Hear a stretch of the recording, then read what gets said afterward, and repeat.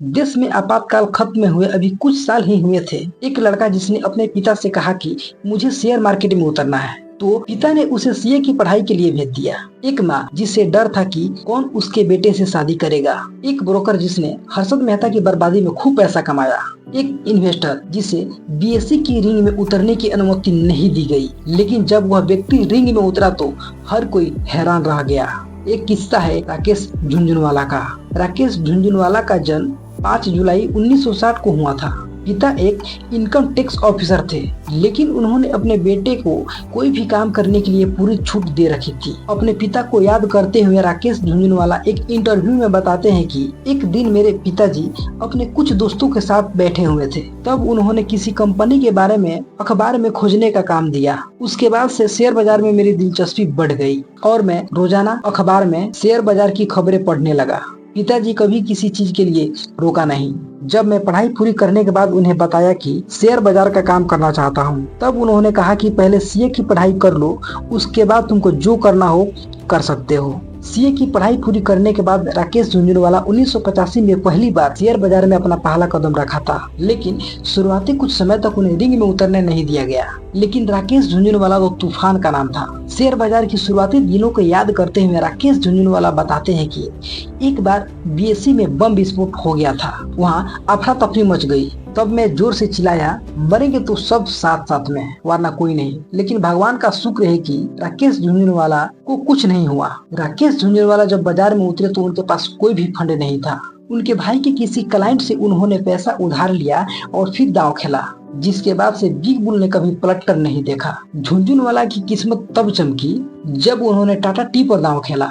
तब टाटा टी की एक शेयर की कीमत 43 रुपये थी, लेकिन 3 महीने के बाद टाटा के इस शेयर का भाव 143 रुपये के लेवल पर पहुंच गया। राकेश झुनझुनवाला ने पहली बार बड़ा मुनाफा इसी स्टॉक से कमाया था। इसके बाद से उन्हें पलट कर देखने का मौका ही नहीं मिला।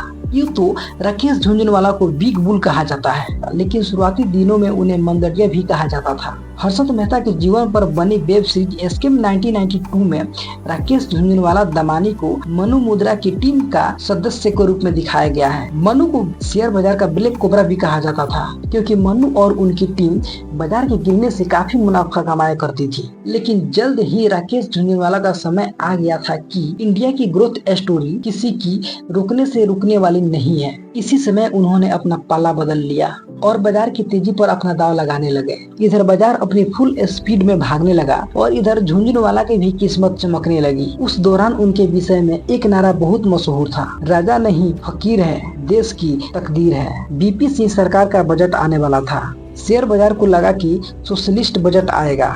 फिर क्या था, धड़ाधड़ बिक्री ने स्टॉक मार्केट को घुटने के बल पर लाकर खड़ा कर दिया। एक समय ऐसा भी आया कि राकेश झुनझुनवाला की पोर्टफोलियो की कीमत घटकर 1 करोड़ रह गई, लेकिन उन्होंने अपनी भरोसा बनाए रखा। वित्त मंत्री मधु दंडवते के भाषण ने रुख ही बदल दिया। झुनझुनवाला की किस्मत फिर चमक गई। शेयर बाजार में एक वक्त हर्षद मेहता का बोलबाला हुआ करता था, लेकिन जैसे ही उनके बोलने की जानकारी सामने आई, उसके बाद बाजार क्रैश कर गया। लेकिन झुनझुनवाला ने इस गिरावट में बहुत पैसा कमाया।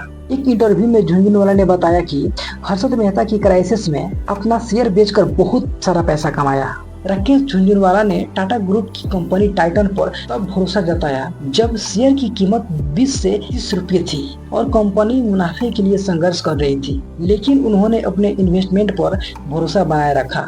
2022 में उनके पोर्टफोलियो में 1/4 हिस्सेदारी टाइटन की अकेली थी। राकेश झुनझुनवाला ने अपनी इन्वेस्टमेंट पर हमेशा भरोसा जताया है। यही वजह थी कि 5,000 रुपये से उन्होंने अपना इन्वेस्टमेंट शुरू किया था, जो 2022 में 40,000 करोड़ रुपये को पार कर गया था। झुनझुनवाला खतरा उठाने से कभी भी पीछे नहीं हटे, इसलिए कहा जाता है कि रिस्क है तो इश्क है। राकेश झुनझुनवाला को दुनिया को छोड़े 2 साल से अधिक समय बीत गया है, लेकिन बिग बुल की बातें आज भी लोगों को दिमाग में बसी हुई है। वो एक बात हमेशा दोहराते थे, तेजी में सबका बोलबाला, मंदी में सबका मुंह काला।